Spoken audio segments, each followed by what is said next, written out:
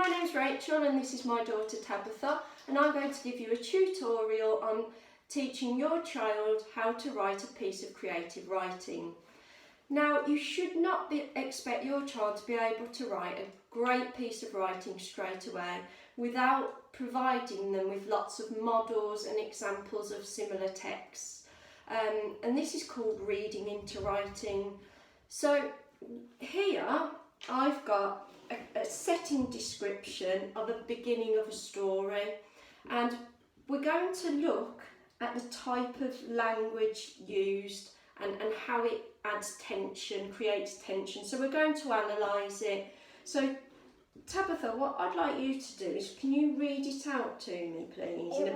It was a dark foggy night. There was a cold chill in the air.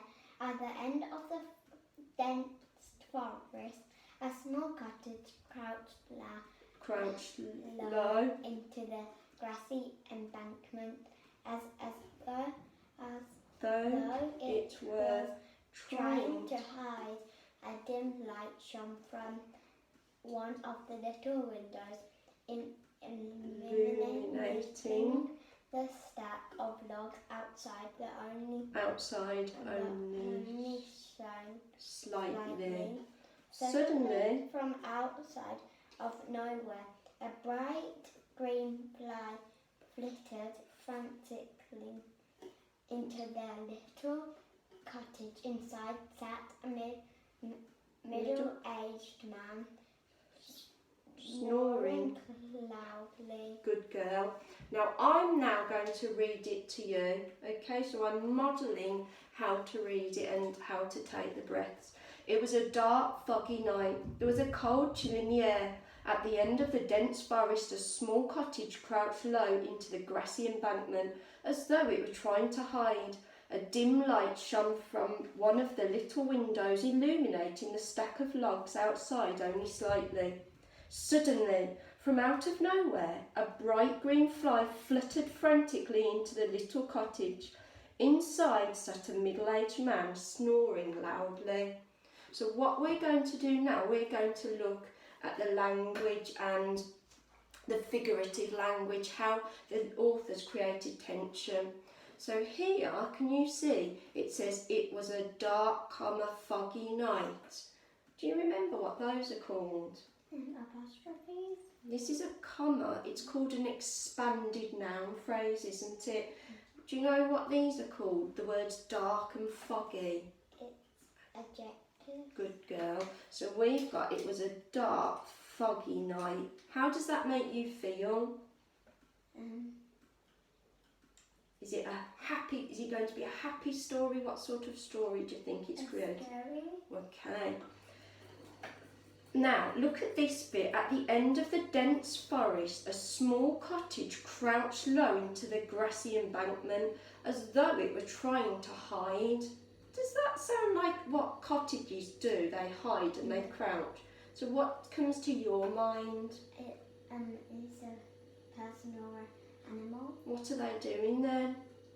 Trying to hide. Okay, and this is called personification.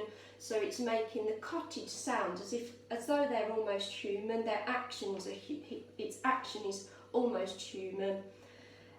Okay, now suddenly, that's called a fronted adverbial, isn't it? It's adding tension suddenly from out of nowhere. Tabitha, are there any words you are unsure of here? So have another look. It was a dark, foggy night. There was a cold chill in the air. At the end of the dense forest. Do you know what dense means? Okay, so pull out words that they're unsure of and find out ways of trying to understand what they mean. So Tabitha, you're a bit stuck on the word dense. What could you do to try and understand it? What do you think you could do?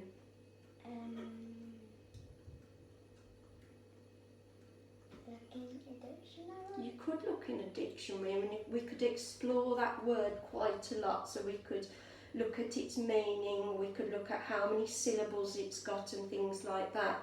But if we can't have a dictionary, what could we do? So there's the word. What could we do? We could try to see what it means? We could read around the word and think of our own word to put in, couldn't we? So at the end of the something forest, at the end of the frightening forest, or what do you think forests are like? Are they a forest? Is it just like one tree? What's a forest? It's when you have loads of trees and so do you think we could use the word thick forest, which means lots of trees all together? Yes, we see if that fits. At the end of the thick forest. So that would make sense, wouldn't it?